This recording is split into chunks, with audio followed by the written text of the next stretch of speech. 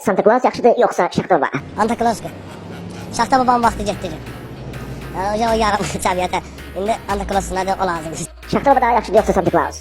Şaxta babası qaldı Sovetin dövründə. İndi Santa Claus çəkəmən onu demirəm. Yəni biz də onu bəyənirik. 285 manatla neçə gün keçirə bilərsiniz? Günlərdir, ay boyu. Bir ay bəs eləyir də. Burada nə var? Hesablamışsınız siz özünüz. Məncə bir ay bəs eləyir. Mən 100 manatla bir ay keçirdə bilirim. Vazın gedişatı ilə bağlı, burada görülən işlərlə bağlı nə deyə bilərsiniz? Fikirlərinizi bölüşmənizi zəhmət olmasa istəyərdim. Bir onu tutub piç verir bizə. Laboratorda 30 qəpişdir. Bu yeri.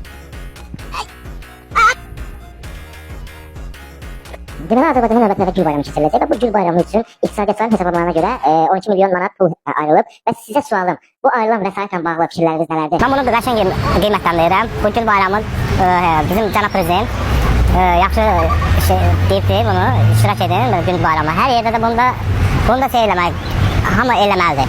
Bunu keçməlidir. Bu qəşəng şeydir.